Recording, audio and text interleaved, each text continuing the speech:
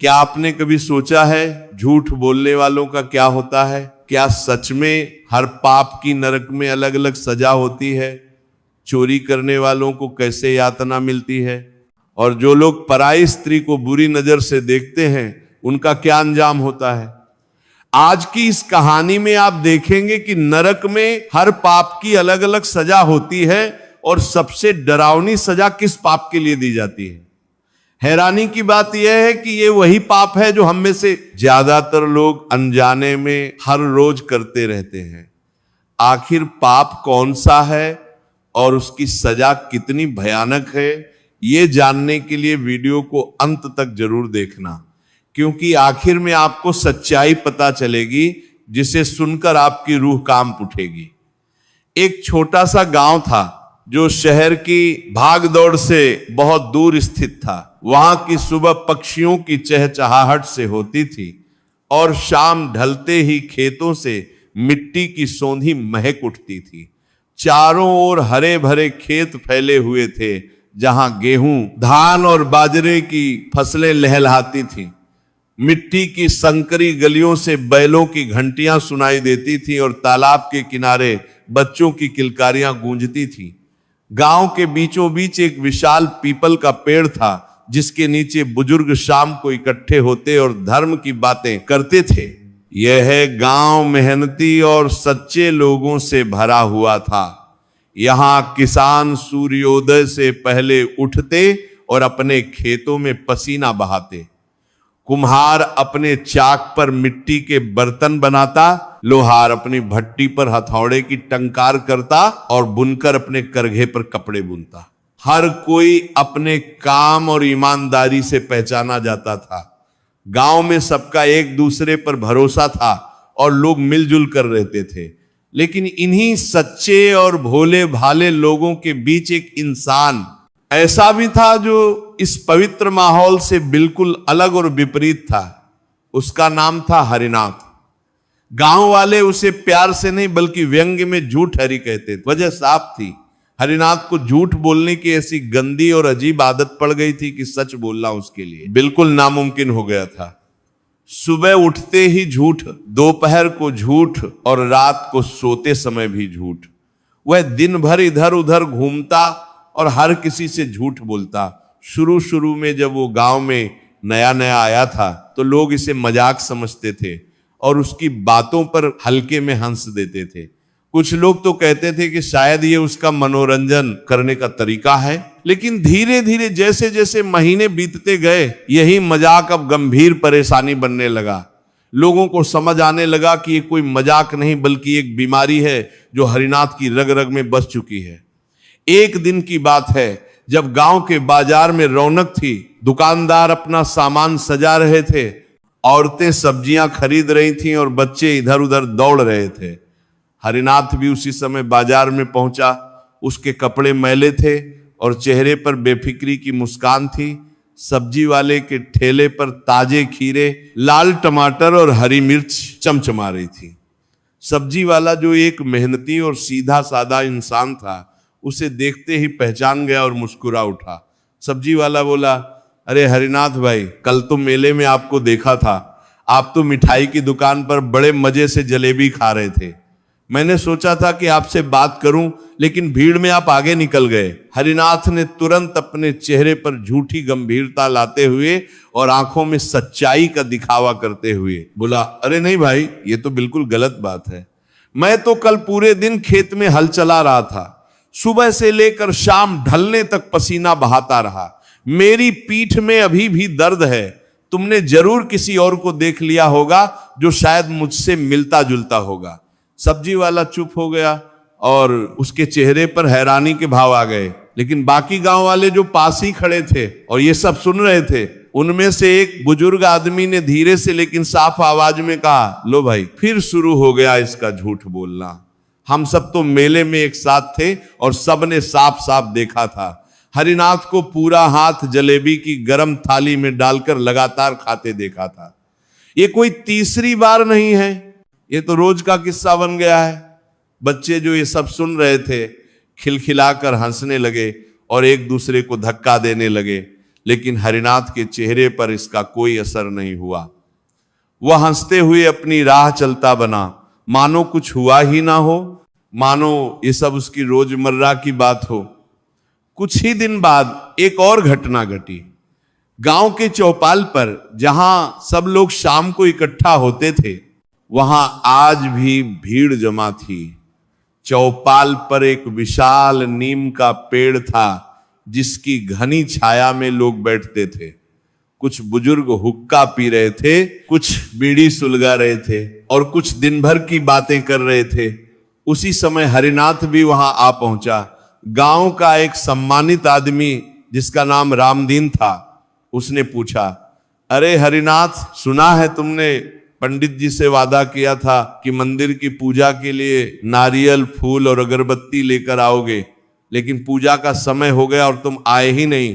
पंडित जी काफी नाराज थे, आखिर क्या हुआ था? हरिनाथ बिना एक पल भी सोचे तुरंत झूठ झाड़ते हुए बोला, अरे भाई, मैं तो सुबह सुबह ही घर से निकल पड़ा था। बाजार जाने के लिए नदी के पुल से होकर जाना पड़ता है ना, तो वहां पहुंचा तो देखा कि पुल टूटा हुआ पड़ा है।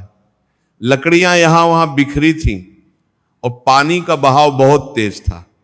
मैं क्या करता, वापस आना पड़ा, वरना मैं तो जा ही रहा था। ये सुनते ही दूसरे गांव का एक मजबूत युवक जो उसी रास्ते से आया था, गुस्से में बोला, क्या बकवास कर रहे हो हरिनाथ? वह पुल तो बिल्कुल मजबूत और सही सलामत खड़ा है। आज ही तो हम सब अपनी बैलगाड़ी लेकर उसी रास्ते से होकर बाजार गए थे और वापस आए हैं। तुम्हारा ये झूठ अब हद पार कर रहा है। लोगों के चेहरे पर अब हंसी की जगह चिड़चिड़ाहट और गुस्सा साफ झलक रहा है। कुछ लोगों ने सिर हिलाया तो कुछ ने आपस में फुसफुसाना शुरू कर दिया। धीरे धीरे गांव वाले उसकी हर बात को झूठ मानने लगे और उसका भरोसा पूरी तरह उठ गया। अब कोई भी उसकी बात पर विश्वास नहीं करता था। समय तेजी से बीतता गया, महीने दर महीने गुजरते रहे, लेकिन हरिनाथ की झूठ बोलने की बीमारी और बढ़ती गई। उसके झूठ अब और भी बड़े और हास्यास्पद होने लगे। कभी वह दावा करता, मैंने अपने छोटे से खेत में इस बार 10 मन गेहूं उगा लिए हैं, पूरे जिले में मेरी फसल सबसे अच्छी है, जबकि सभी जानते थे कि उसके पास खेत के नाम पर बस एक छोटा सा टुकड़ा था जिसमें मुश्किल से कुछ उगता था। कभी वह कहता, कल राजा साहब ने मुझे अपने दरबार में बुलाया था, उन्होंने मेरी बहुत इज्जत की और कहा कि तुम्हारे जैसा बुद्धिमान इंसान हमारे राज्य में और कोई नहीं है। उन्होंने मुझे सोने की मुहरें भी दी। लोग पूछते, तो वह मुहरें कहाँ हैं? तो वह कहता, वो तो रास्ते में खो गई। गांव वाले अब उसकी बातों पर हंसते भी नहीं थे, वे बस उदास होकर सिर हिलाकर रह जाते। किसी ने उसकी गवाही पर भरोसा करना पूरी तरह बंद कर दिया था।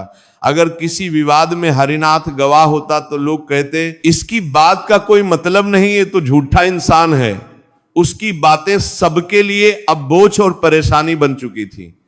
एक दिन शाम के समय जब सूरज ढल रहा था और आसमान में लाली छा रही थी, गांव का सबसे बुजुर्ग और सम्मानित व्यक्ति, जिसे सब दादाजी कहकर पुकारते थे, हरिनाथ के घर आया।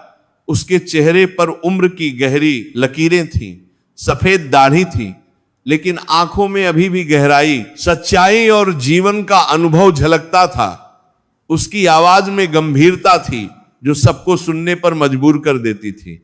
वह धीरे धीरे चलते हुए अंदर आया और प्यार भरी लेकिन गंभीर आवाज में बोला, बेटा हरिनाथ, मैं तुझसे कुछ महत्वपूर्ण बात कहना चाहता हूं।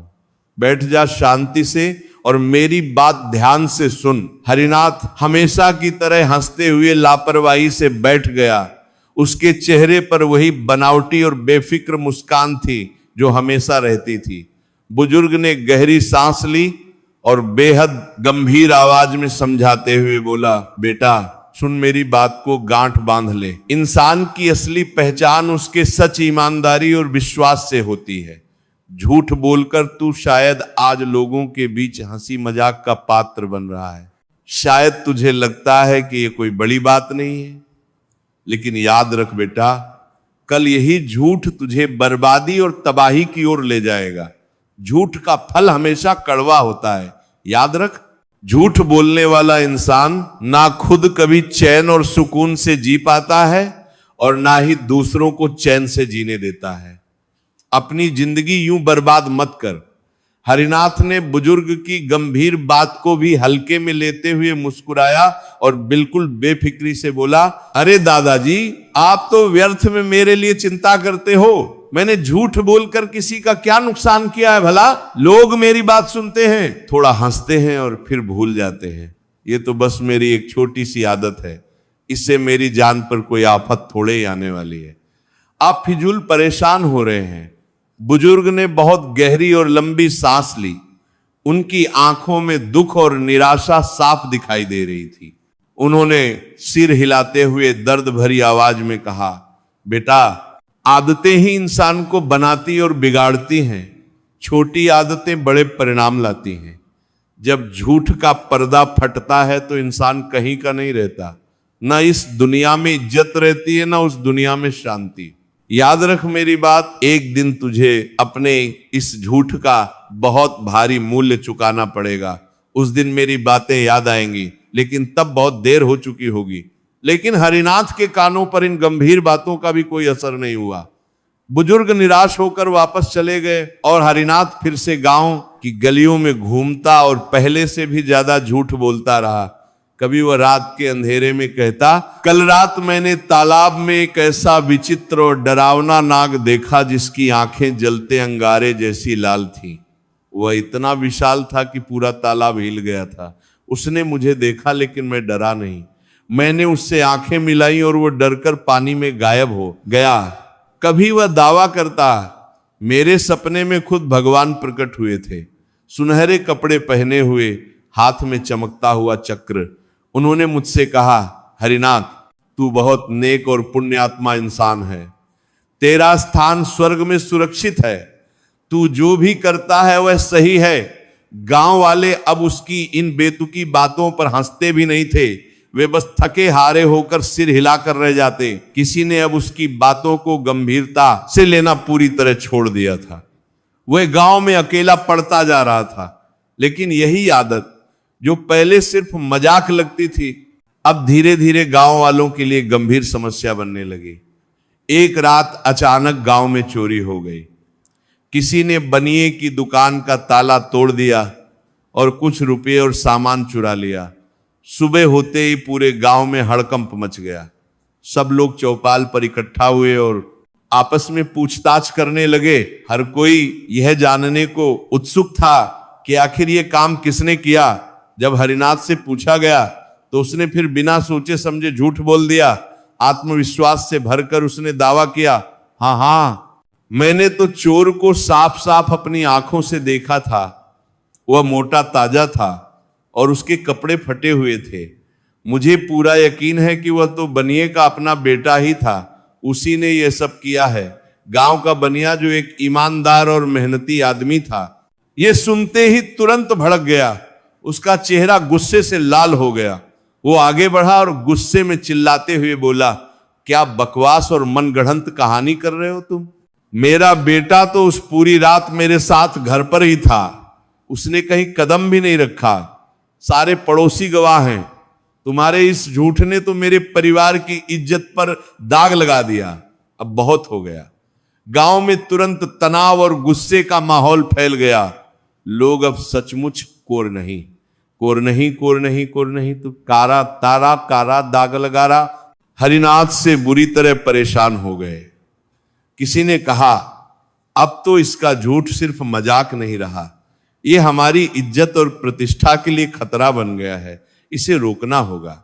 उस रात जब हरिनाथ अकेला अपने अंधेरे घर में बैठा था, मोमबत्ती की टिमटिमाती रोशनी में, तो अचानक उसे बुजुर्ग दादाजी की वो गंभीर बातें याद आईं। झूठ का फल हमेशा कड़वा होता है। लेकिन उसने उस याद को भी झटक दिया और उस पर ध्यान नहीं दिया। वह अपने आप से हंसते हुए, खुद को समझाते हुए बोला, लोग तो बस फालतू की बातें बनाते रहते हैं। झूठ बोलना तो मेरी सबसे बड़ी ताकत है।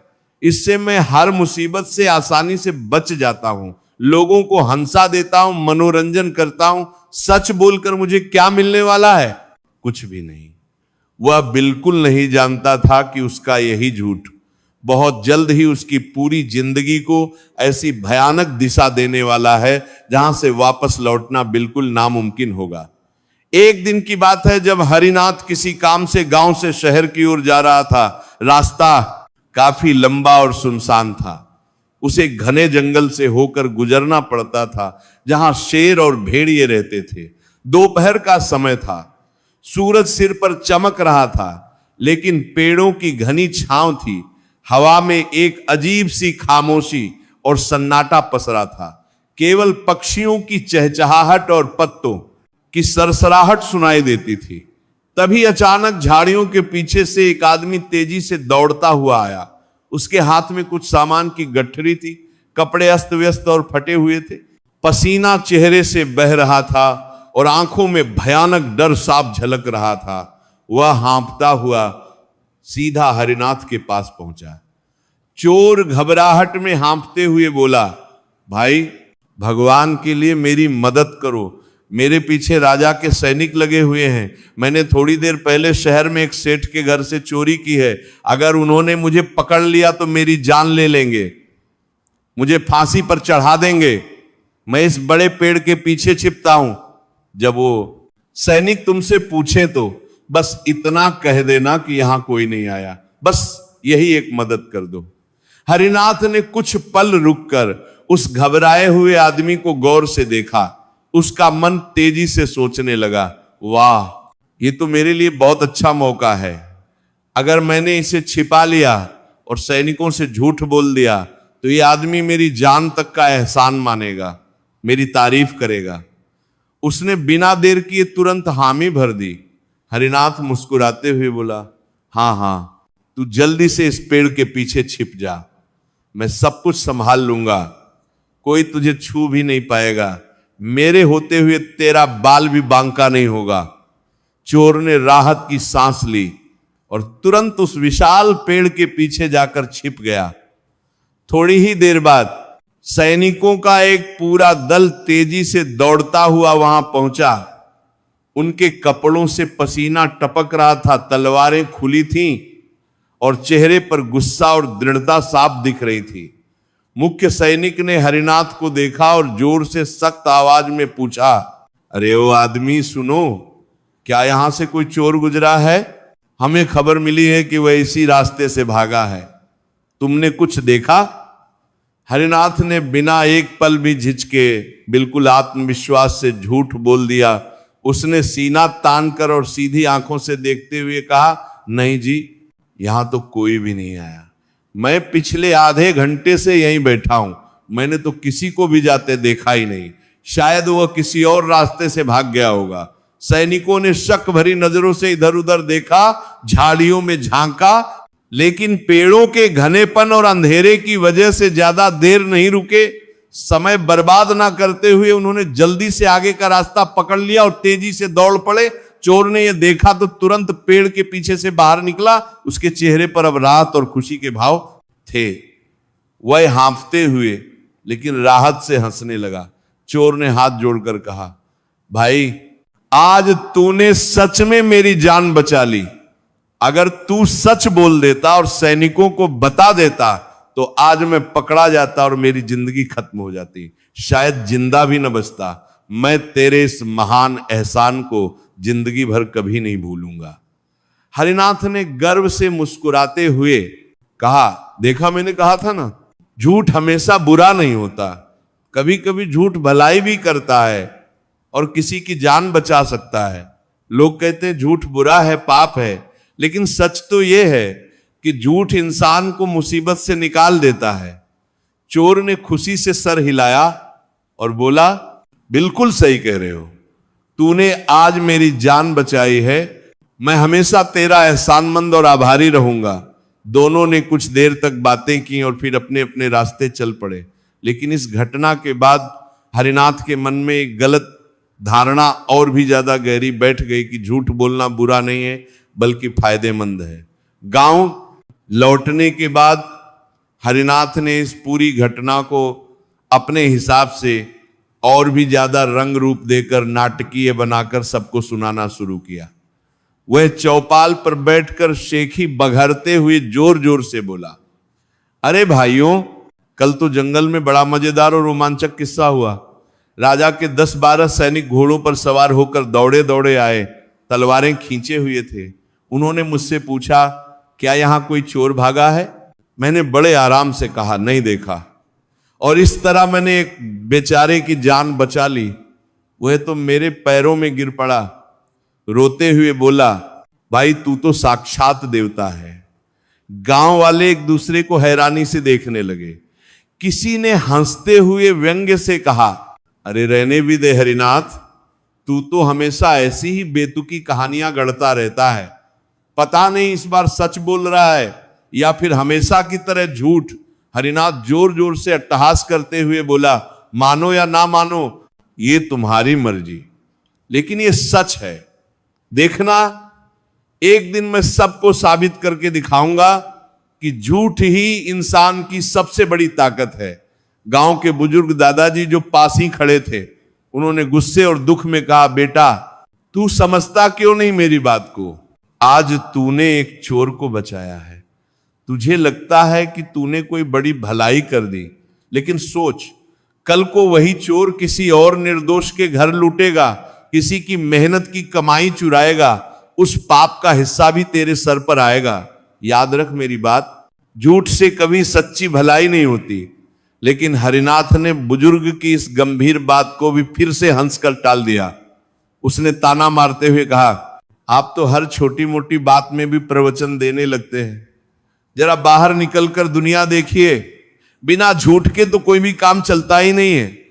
गांव वाले चुप हो गए, लेकिन उनके मन में हरिनाथ के लिए नाराजगी, गुस्सा और निराशा और भी ज्यादा बढ़ गई। वे समझ चुके थे कि इस आदमी को अब कोई नहीं बदल सकता। उस दिन से हरिनाथ का आत्मविश्वास और अहंकार आसमान छूने लगा। अब वह ना सिर्फ रोजमर्रा की छोटी मोटी बातों में झूठ बोलता, बल्कि गलत और खतरनाक कामों में भी लोगों को बरगलाने और गुमराह करने लगा। किसी से घमंड से कहता, मैंने राजा के मुख्य सिपाही से गहरी दोस्ती कर ली है। अब मेरे सामने इस गांव में कोई कुछ नहीं कर सकता। मेरा डर सबको लगता है। तो किसी से दावा करता, मैं परसों मंदिर के मुख्य पुजारी से मिला था। उन्होंने मेरी कुंडली देखी और कहा है कि मैं बहुत बड़ा पुण्यात्मा हूं। मेरे पिछले 7 जन्मों के पुण्य हैं। लोग अब उसकी इन बातों से और भी ज्यादा परेशान और तंग होने लगे। धीरे धीरे पूरा गांव उसके खिलाफ हो गया। अब कोई भी उसके पास बैठना नहीं चाहता था। लोग उसे देखते ही रास्ता बदल लेते थे। यहां तक कि छोटे बच्चे भी उसे चिढ़ाने और मजाक उड़ाने लगे। वे उसे देखकर चिल्लाते, देखो देखो झूठरी आ रहा है, भागो भागो। हरिनाथ बाहर से तो हंसकर ये सब सह लेता, लेकिन उसके मन में ये गलत अहंकार और भी गहरा बैठ गया। वह खुद से कहता, लोग मुझे चाहे जो कहें, जो चाहे समझें, मैं तो झूठ से ही अपनी जिंदगी जीता हूं और खुश हूं। सच बोलकर किसे कुछ मिला है? किसी को नहीं। वो बिल्कुल नहीं जानता था कि उसका यही झूठ, यही अहंकार आगे चलकर उसकी बर्बादी और मौत की सबसे बड़ी वजह बनने वाला है। समय धीरे धीरे अपनी गति से बीतता रहा। महीने गुजरते रहे, लेकिन किस्मत और समय ने उसके लिए एक और भयानक मोड़ तैयार कर रखा था। वही चोर जिसे हरिनाथ ने जंगल में राजा के सैनिकों से बचाया था, अब कुछ हफ्तों बाद फिर से उसी गांव में वापस आ गया। इस बार उसकी नीयत और भी खतरनाक थी। इस बार उसने गांव के पवित्र और प्राचीन मंदिर को ही अपना निशाना बनाया। रात का गहरा अंधेरा समय था। चारों ओर सन्नाटा पसरा था। गांव के सभी लोग अपने अपने घरों में गहरी नींद में सोए थे, लेकिन मंदिर में अचानक खट्टर पटर और ताले तोड़ने की आवाज सुनाई दी। कुछ जागरूक गांव वाले तुरंत जाग गए। उन्होंने अपनी आंखों से देखा कि कोई संदिग्ध आदमी मंदिर का भारी ताला तोड़कर अंदर घुसा हुआ है और मंदिर के दान पेटी और सोने चांदी के बर्तन चुरा रहा है। यह देखकर सबके होश उड़ गए। तुरंत गांव में शोर मचाया गया। चोर चोर, मंदिर में चोर घुसा है की आवाजें गूंज उठी। राजा के सैनिकों की टोली जो पास के चौकी पर रहती थी तुरंत दौड़कर पहुंची और चोर को रंगे हाथों सामान सहित पकड़ लिया। सैनिकों ने उस चोर को मजबूती से बांधा और उसे सीधे राजा के विशाल दरबार में पेश करने के लिए ले गए। अगली सुबह राजा का भव्य दरबार लगा। दरबार के चारों ओर सैनिक खड़े थे। राजा का चेहरा कड़क, गंभीर और क्रोध से भरा था। उनकी आंखों में गुस्से की चिंगारी थी। सिंहासन पर बैठे राजा ने चोर को घूरते हुए देखा। राजा ने गरजते हुए कहा, हे अपराधी, तू कौन है? तेरा नाम क्या है? और किसने तुझे इतनी हिम्मत दी कि तू हमारे पवित्र गांव के मंदिर को, भगवान के घर को लूटने की जुर्रत की? क्या तुझे मृत्यु का डर नहीं है? चोर कांपते हुए, डर से थरथराते हुए बोला, महाराज, मैं तो एक छोटा सा चोर हूं। गरीबी ने मुझे यह रास्ता दिखाया, लेकिन सच्चाई यह है महाराज कि यह मेरी पहली चोरी नहीं है। पिछली बार जब मैंने शहर में चोरी की थी और आपके सैनिक मुझे पकड़ने के लिए दौड़े चले आ रहे थे, तब मैं जंगल में भाग रहा था। उस समय इसी गांव के एक आदमी ने मुझे बचा लिया था। अगर उसने मुझे पेड़ के पीछे छुपाया ना होता और सैनिकों से झूठ ना बोला होता तो मैं कब का पकड़ा जाता और फांसी पर चढ़ा दिया गया होता। राजा ने अपनी भौहें चढ़ाई। उनकी आवाज और भी कठोर हो गई। उन्होंने सख्ती से पूछा, क्या कह रहा है तू? कौन था वह आदमी? उसका नाम बता तुरंत। जो अपराधी को छुपाता है वह भी अपराधी ही है। चोर ने डरते हुए कांपते हाथों से इशारा किया और बोला, महाराज, वह आदमी यही इसी गांव का रहने वाला है। उसका नाम हरिनाथ है। लोग उसे झूठ हरि भी कहते हैं। उसी ने मुझे उस दिन विशाल पेड़ के पीछे छिपाया था और जब आपके सैनिक आए तो उसने साफ साफ झूठ बोलकर कहा था कि यहां कोई चोर नहीं गया। ये सुनते ही पूरे दरबार में सन्नाटा छा गया। सबकी नजरें एक साथ हरिनाथ की ओर घूम गई। जो भीड़ में खड़ा था उसका चेहरा पीला पड़ गया। राजा ने तुरंत आदेश दिया। सैनिकों ने झटके से हरिनाथ को भी पकड़कर राजा के सामने घसीट कर ला खड़ा किया। राजा की आवाज पूरे दरबार में गड़गड़ाहट की तरह गूंजी, हरिनाथ, क्या ये सच है? तूने एक अपराधी को छिपाया, तूने राजा के सैनिकों से झूठ बोला, तूने न्याय में बाधा डाली, बोल। हरिनाथ पूरी तरह हड़बड़ा गया। उसके पैरों तले जमीन खिसकने लगी, लेकिन उसके पास अब भी झूठ बोलने के सिवा कोई दूसरा रास्ता नहीं था। वह गिड़गिड़ाते हुए हाथ जोड़कर बोला, महाराज, मैं तो बस मजाक कर रहा था। मुझे कैसे पता था कि वो आदमी चोर है? उसने मुझसे मदद मांगी तो मैंने सोचा शायद कोई निर्दोष है। बिना सोचे समझे कह दिया कि इधर कोई नहीं आया। ये मेरी गलती नहीं थी महाराज, मैं नहीं जानता था।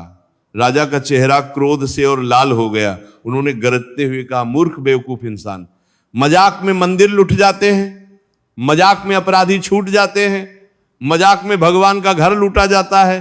तू सोचता है कि झूठ बोलकर हर बार आसानी से बच जाएगा। आज तेरा झूठ तेरे गले का फंदा बनेगा, तेरी मौत का कारण बनेगा। गांव वाले भी दरबार में खड़े थे। बुजुर्ग दादाजी ने दुख से सिर हिलाते हुए बुदबुदाया, देखा, हमने पहले ही कहा था ना, झूठ का फल हमेशा कड़वा होता है। हरिनाथ अब रोते हुए घुटनों के बल गिरकर बोला, महाराज, मुझे माफ कर दीजिए। मैं आपके चरणों में गिरता हूं। मैं सच्ची शपथ खाकर वादा करता हूं कि अब मैं जीवन भर कभी झूठ नहीं बोलूंगा। ये मेरी पहली और आखिरी गलती थी, बस एक बार माफ कर दीजिए। लेकिन राजा का हृदय पत्थर की तरह सख्त हो चुका था। उन्होंने ऊंचे और कठोर स्वर में फैसला सुनाते हुए कहा, झूठे इंसान की बात पर अब कोई विश्वास नहीं करता। तू आज भी झूठ बोल रहा है। तूने गांव का बहुत बड़ा नुकसान किया है। तूने अपराधी को बचाया, मंदिर के अपमान का कारण बना और समाज में भ्रष्टाचार फैलाया। तेरे इस भयानक अपराध की सजा केवल मौत है। आज से ही अभी के अभी तुझे फांसी दी जाएगी। ये कठोर फैसला सुनते ही दरबार में हलचल मच गई। लोग फुसफुसाने लगे। हरिनाथ के पैरों तले जमीन पूरी तरह खिसक गई। उसने घबराहट में चारों ओर देखा, किसी को पुकारा, लेकिन कोई भी उसे बचाने के लिए आगे नहीं आया। जिन लोगों के सामने वो कभी झूठ बोलकर शेखी बघारता था, घमंड दिखाता था, वे सब आज चुपचाप खड़े थे। किसी की हिम्मत नहीं हुई उसके लिए एक शब्द भी बोलने की। फांसी की तैयारी तुरंत शुरू हुई। राजा के आदेश पर चौराहे पर फांसी का मंच तैयार किया गया। पूरा गांव देखने के लिए इकट्ठा हुआ। औरतें, बच्चे, बुजुर्ग, किसान सब वहां खड़े थे। हरिनाथ को मंच पर ले जाया गया। जल्लाद ने उसके गले में मोटी रस्सी डाली। हरिनाथ के होंठ बुरी तरह कांप रहे थे, चेहरा पीला पड़ चुका था और आंखों के सामने उसकी पूरी जिंदगी एक फिल्म की तरह तेजी से घूम रही थी। गांव के लोग, उसका झूठ, उसका मजाक, बुजुर्ग दादाजी की गंभीर चेतावनी, झूठ का फल कड़वा होता है, सब कुछ याद आ रहा था। उसे अब समझ आया कि दादाजी सही कह रहे थे। उसने आखिरी बार आसमान की ओर देखा। आंखों में आंसू थे। उसने दर्द भरी आवाज में बुदबुदाया, काश मैंने सच बोला होता, काश मैंने उस चोर को न बचाया होता, काश मैंने अपनी बुरी आदत समय रहते बदल ली होती, काश मैंने दादाजी की बात मान ली होती। लेकिन अब बहुत देर हो चुकी थी। पछतावे का समय खत्म हो चुका था। पल भर में तख्त खिसका और हरिनाथ का शरीर हवा में झूल गया। उसकी सांस रुक गई। जीवन समाप्त हो गया। गांव वालों ने दुख और अफसोस से सिर झुका लिया। कोई अफसोस कर रहा था तो कोई कह रहा था झूठ का यही अंजाम होना चाहिए। यह सबक है। हरिनाथ का जीवन उस चौराहे पर वहीं खत्म हो गया। लेकिन वास्तव में उसकी आत्मा की असली यात्रा अभी शुरू होने वाली थी, क्योंकि उसके झूठ और पापों का हिसाब अभी बाकी था। लेकिन वहां जहां इंसानी आंखें नहीं देख सकती, जहां सिर्फ आत्माएं होती हैं, वहां एक और भयानक दृश्य शुरू हो चुका था। हरिनाथ की आत्मा कांपती हुई धीरे धीरे उसके मृत शरीर से अलग हुई। जैसे ही उसने घबराहट में चारों ओर देखा, उसके सामने अचानक दो विशालकाय और डरावनी आकृतियां प्रकट हुईं। वे इतने विशाल थे कि उनकी ऊंचाई आसमान छूती प्रतीत होती थी। उनके विशाल हाथों में भारी लोहे की गदा थी। चेहरे पर कठोरता और क्रूरता थी और आंखों में जलते अंगारों जैसी भयंकर लाल चमक थी। ये थे यमराज के दूत। यमदूत, पहला यमदूत गरजती हुई भयानक आवाज में बोला, हरिनाथ, अब तेरे शरीर का समय खत्म हो चुका है। अब तेरी आत्मा हमारे साथ चलेगी। तूने जीवन भर झूठ बोला, पाप किए, लोगों का जीवन दुखी किया और अपराधियों को बचाया है। अब तुझे यमराज के न्याय के दरबार में ले जाया जाएगा। वहां तेरे सभी पापों का हिसाब होगा। हरिनाथ की आत्मा डर से कांप उठी। वो चीखते हुए बोली, नहीं नहीं, मैं कहीं नहीं जाऊंगा, मुझे छोड़ दो, मैं निर्दोष हूं, मैंने कुछ गलत नहीं किया, ये सब गलत फहमी है। दूसरा यमदूत भयानक हंसते हुए व्यंग्य से बोला, निर्दोष, तेरा झूठ तो मरने के बाद भी बंद नहीं हुआ। तेरी पूरी 60 साल की जिंदगी झूठ में बीती और अब मरने के बाद भी तू झूठ बोल रहा है। चल, अब बहुत हुआ। यमलोक की यात्रा का समय हो गया है, देर मत कर। यमदूतों ने तुरंत भारी लोहे की जलती हुई जंजीरें हरिनाथ की कामपति आत्मा पर कसकर डाल दी। जंजीरें इतनी भारी और गर्म थीं कि उसकी आत्मा तड़प उठी। दर्द ऐसा असहनीय था जैसा उसने अपने पूरे जीवन में कभी महसूस नहीं किया था। वह चिल्लाया, रोया, गिड़गिड़ाया, लेकिन कोई फायदा नहीं हुआ। धीरे धीरे बहुत लंबी और पीड़ादायक यात्रा के बाद वे यमलोक पहुंचे। वहां का दृश्य इतना भयावह और डरावना था कि किसी भी जीवित इंसान ने कभी कल्पना भी नहीं की होगी। चारों ओर घना अंधकार था, जिसमें केवल लाल और नीली रोशनी की किरणें कभी कभी चमकती थीं। काली और भयंकर हवाएं तेज गति से बह रही थीं, जो कानों को फाड़ देने वाली आवाज करती थी। हर तरफ विशाल आग के कुंड धधक रहे थे, जिनमें से लपटें आसमान तक जा रही थी। उन कुंडों से भयानक गर्मी और जलन निकल रही थी। चारों ओर असंख्य आत्माएं चीत्कार कर रही थी, रो रही थी, गिड़गिड़ा रही थी। उनकी दर्द भरी चीखें पूरे वातावरण में गूंज रही थी। कहीं आत्माओं को गर्म लोहे की सलाखों से पीटा जा रहा था, कहीं उन्हें खौलते तेल में डुबोया जा रहा था, कहीं उन्हें कांटों पर घसीटा जा रहा था। हर तरफ दर्द, यातना और खौफ का माहौल था। यह था यमलोक, जहां सभी पापी आत्माओं को लाया जाता है। बीच में एक विशाल और भव्य काला सिंहासन था, जो बहुत ऊंचाई पर स्थित था। उस पर यमराज महाराज विराजमान थे। उनका रूप अत्यंत विशाल और भयानक था। गहरे काले वस्त्र पहने हुए थे, गले में नरमुंडों की माला थी, हाथ में विशाल और चमकती हुई गदा थी। उनकी आंखों में न्याय की कठोर और तीखी चमक थी, जो हर आत्मा के अंदर तक देख सकती थी। उनके चेहरे पर कोई दया या करुणा नहीं थी, केवल न्याय था। उनके चारों ओर चित्रगुप्त जी बैठे थे, जिनके पास हर इंसान के जीवन का पूरा हिसाब किताब लिखा था। यमराज की गर्जन भरी और कांप देने वाली आवाज पूरे यमलोक में गूंजी। कौन है यह आत्मा जिसे आज मेरे न्याय के सिंहासन के सामने लाया गया है? इसने पृथ्वी पर कौन से पाप किए हैं? पहला यमदूत सम्मान से झुककर बोला, महाराज, ये वही हरिनाथ है जिसने अपनी पूरी जिंदगी झूठ बोलकर बिताई। इसने गांव वालों का विश्वास तोड़ा, लोगों को धोखा दिया, अपराधियों को बचाया, निर्दोष लोगों पर झूठे आरोप लगाए और अपने झूठ से अनगिनत पाप किए। धरती पर राजा ने इसे फांसी की सजा दी और अब हम आपकी आज्ञा के अनुसार इसे यहां न्याय के लिए लाए हैं। यमराज ने अपनी भेदक और तीखी नजरें हरिनाथ की कांपती आत्मा की ओर घुमाई। उनकी आंखों की तपिश और तीव्रता से हरिनाथ की आत्मा बुरी तरह कांपने लगी। उसके अंदर तक डर समा गया। हरिनाथ रोते हुए, गिड़गिड़ाते हुए हाथ जोड़कर बोला, हे महान धर्मराज, हे न्याय के देवता, मुझ पर दया कीजिए, कृपा कीजिए, मुझे क्षमा कर दीजिए। मैंने जीवन में बहुत बड़ी गलती की, लेकिन मैं अब बदल सकता हूं। मुझे बस एक और मौका दीजिए, एक आखिरी मौका। यमराज ने गहरी, भारी और कठोर आवाज में जवाब दिया, हरिनाथ, सुन मेरी बात ध्यान से। इंसान को बदलने के लिए, सुधरने के लिए पूरा जीवन दिया जाता है। उसके लिए 60 साल का समय दिया जाता है। मृत्यु के बाद कोई मौका नहीं मिलता, यहां केवल न्याय होता है।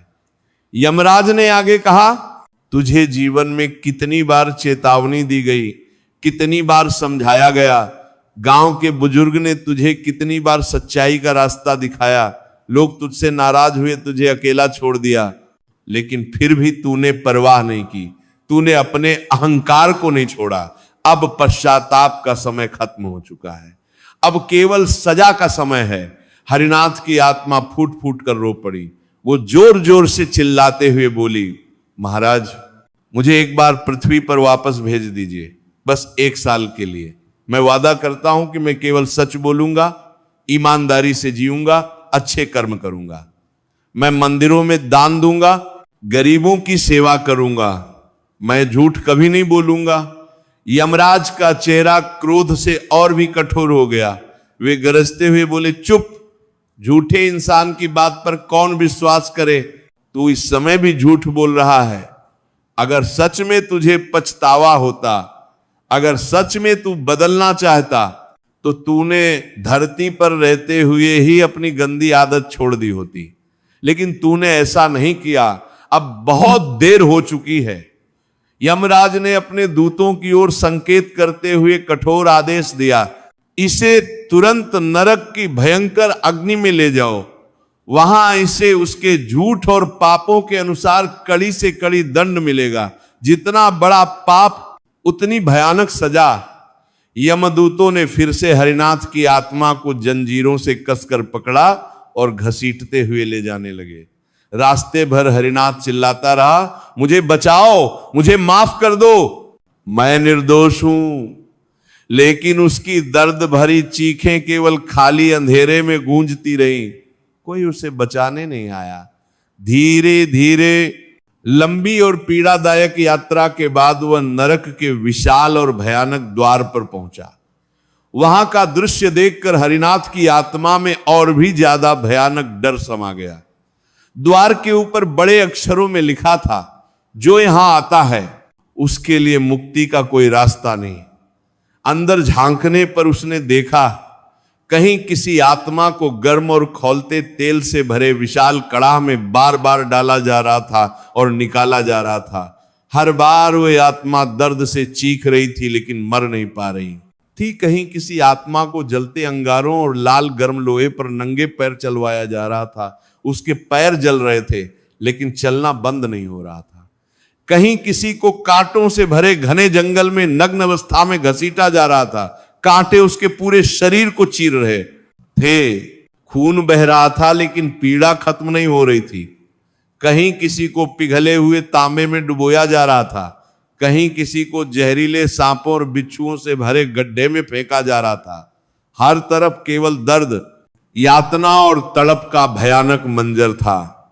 हजारों लाखों आत्माएं एक साथ चीख रही थीं और उनकी आवाजें मिलकर ऐसा भयानक शोर कर रही थीं जो कानों को फाड़ देता था।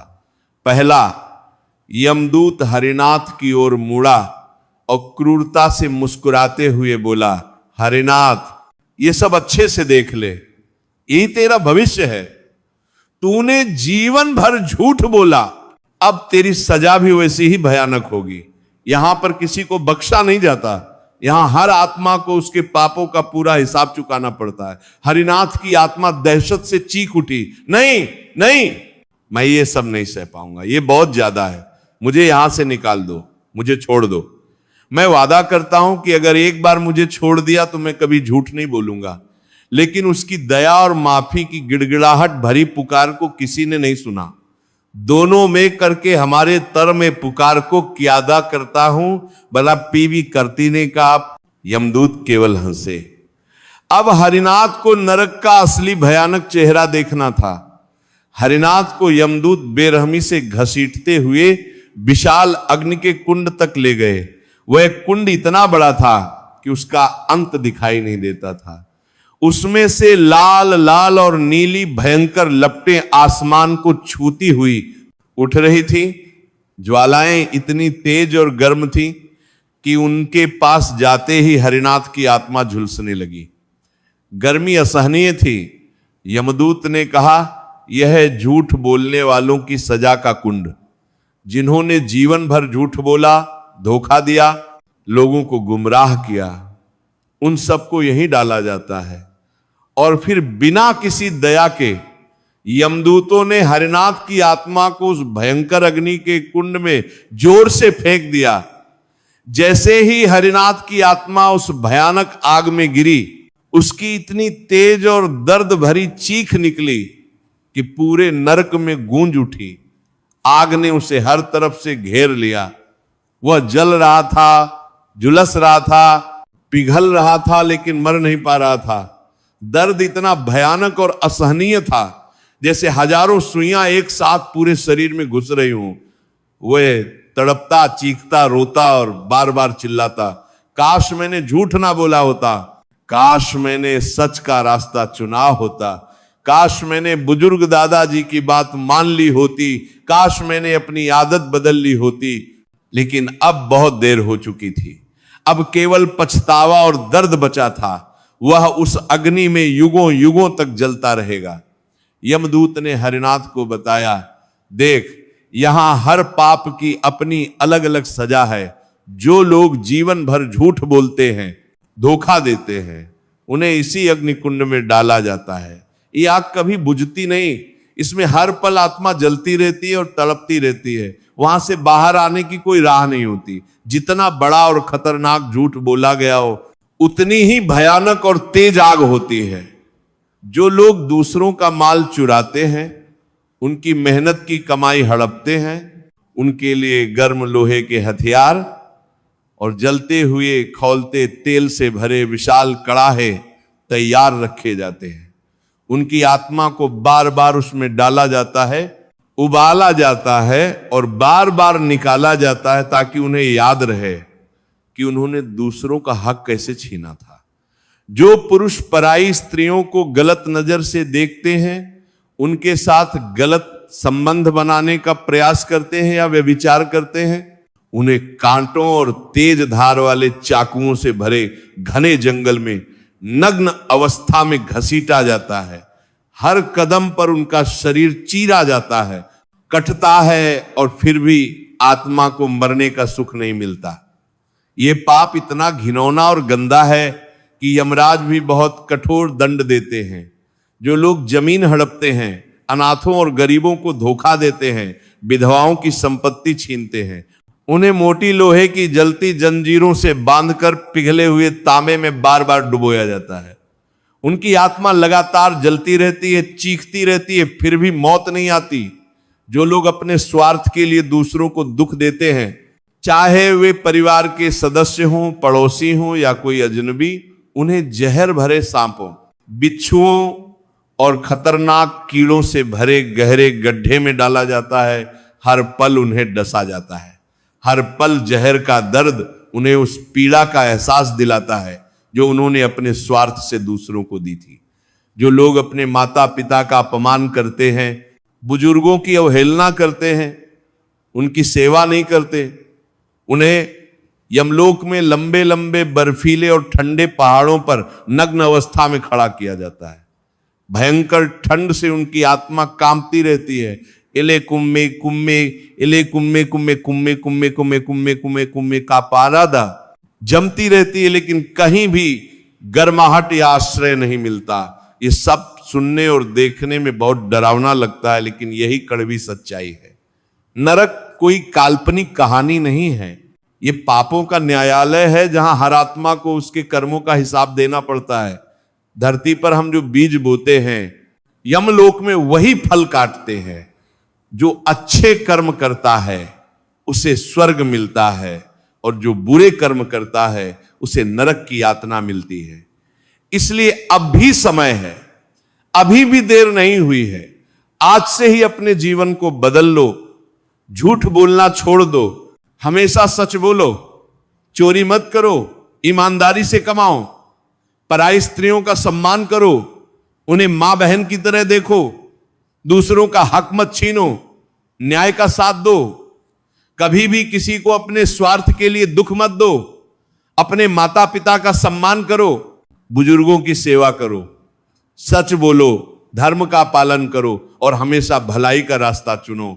तभी हम नरक की इन भयानक और दर्दनाक यातनाओं से बच सकते हैं। अगर ये कहानी और इसका संदेश आपको अच्छा लगा हो, आपके दिल को छू गया हो, तो सच्चे दिल से हर हर महादेव लिख दो।